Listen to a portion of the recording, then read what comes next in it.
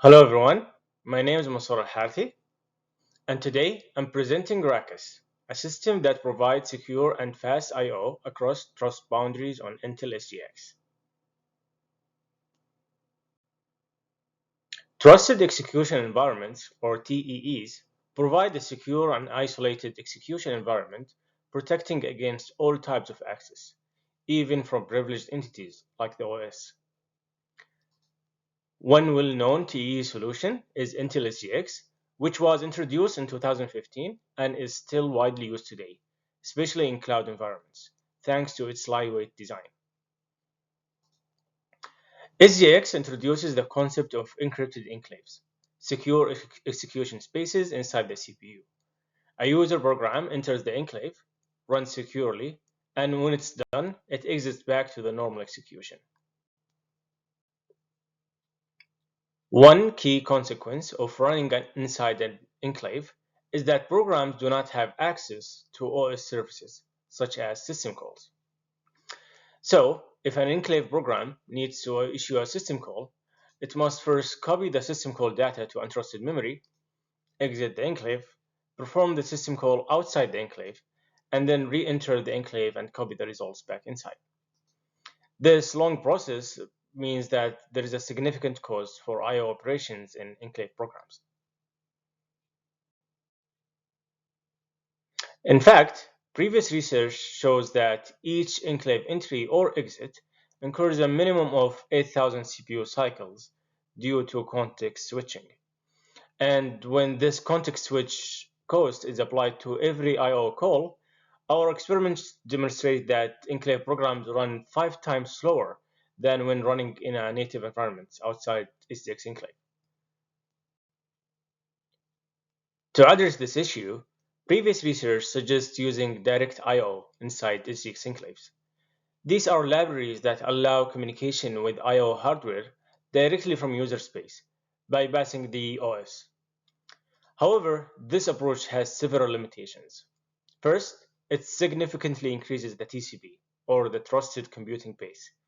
As these libraries can contain millions of lines of code, this expands the attack surface and introduces more security risks. The second limitation is that it complicates deployment, as these libraries often have specific hardware requirements, which limits adoption and creates more compatibility challenges. The third limitation is that to make these libraries work, we must bring in more components inside the SGX enclave, such as thread scheduling, which are otherwise unneeded to run the lightweight enclave programs.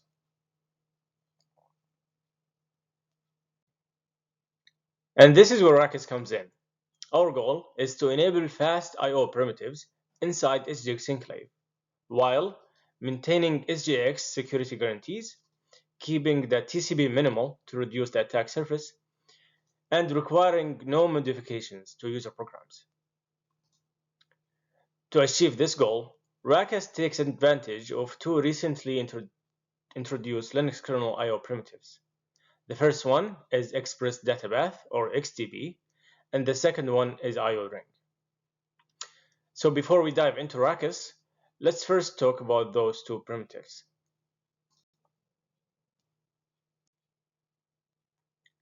Express Data Path, or XDP, allows high-performance packet processing before the kernel even touches the data.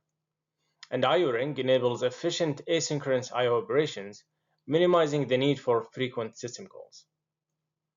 Now, what makes these primitives really interesting for us is that they improve the IO performance by reducing the system call overhead, and that they utilize shared memory and ring buffers, making operations more efficient.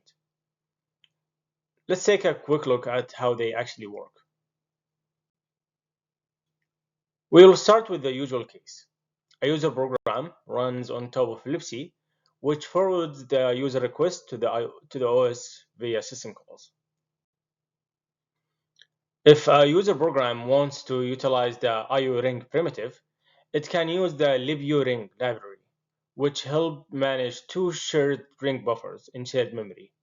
However, the user program must be modified to work with liburing. In the same way, if a user program wants to utilize the XDP, it must use the libxdb library. This library helps manage 4 ring buffers and a packet pool called umem that reside in the shared memory. To use libxdb, the user program must be modified and also must handle network protocols like TCP and UDP on its own, since XDB delivers raw packets as data frames. Now, going back to RAKIS, what are the challenges of enabling XDB and IO ring inside SGX enclaves? First, these primitives and their user space libraries assume a trusted OS, an assumption that does not hold for enclave programs.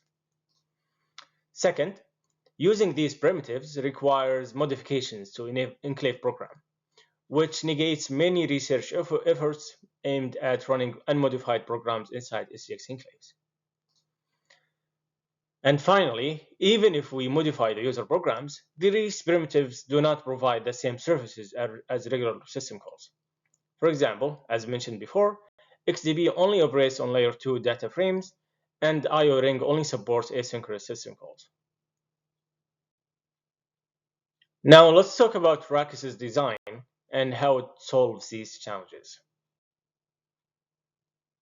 First, on the right, we have the user program running on a library OS inside SGX enclave. We modified the library OS to route I/O calls through the fast I/O primitives, while non-I/O system calls exit the enclave as usual. This approach works well because non-I/O system calls occur far less frequently than I/O calls. Next, we have 2 RAKIS modules running inside the SGX enclave, beneath the user program.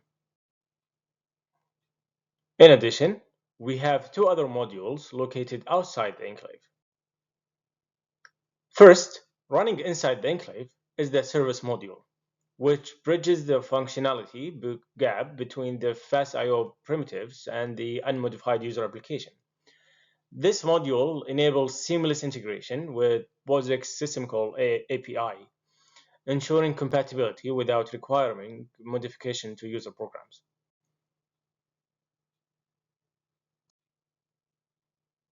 Next, we have the FastPath module, which facilitates data delivery into and out of the enclave via the fast I/O primitives.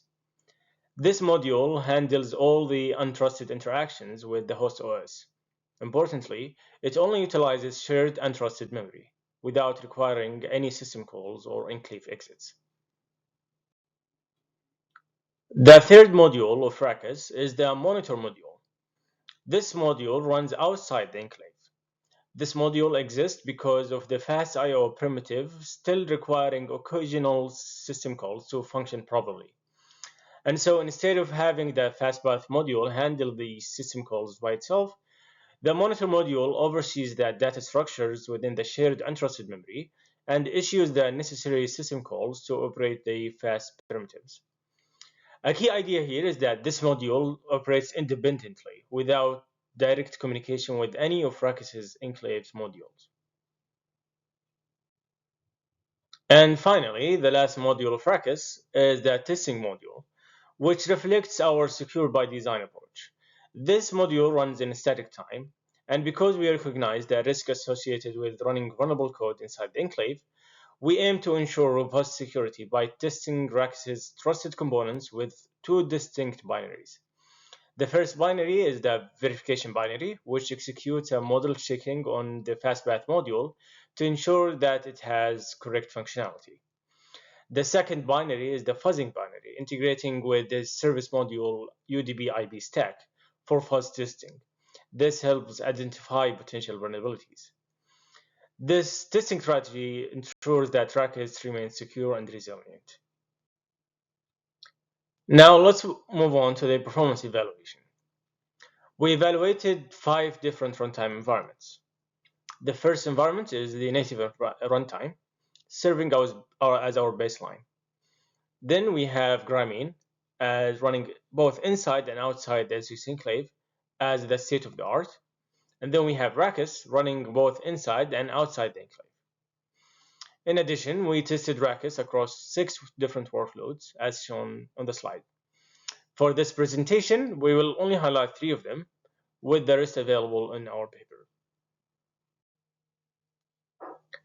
In the first experiment, we evaluate the download time using curl across the 5 runtime environments. The first thing to notice is that Grameen SGX, or the purple bar, has significantly higher download times compared to all other environments. This demonstrates the cost of I/O in SGX enclave due to the frequent exits. On the other hand, RAKIS running inside SGX, the green bar, shows negligible overhead compared to running outside SGX enclave or in the native environment.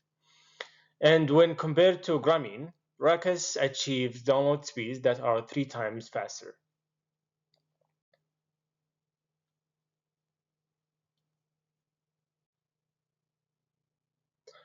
In the second experiment, we evaluated the performance of memcached across the 5 runtime environments. Similar to the curl experiment, Grameen running inside SGX enclave suffers from significantly lower performance compared to all other runtimes. In contrast, RAKIS SGX shows negligible overhead compared to the native environment. And when compared to Grameen in SGX, RAKIS increases the throughput by a factor of 4.6.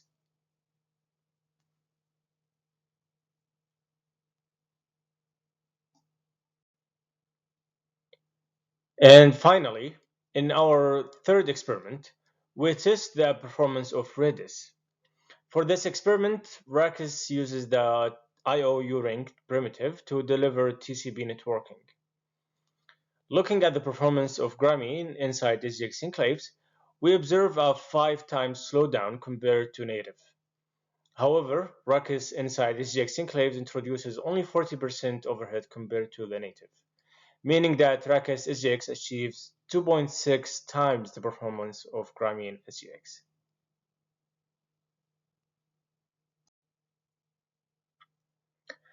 On top of the performance advantages of RAKIS, we would like to highlight the following. First, RAKIS does not require any special hardware.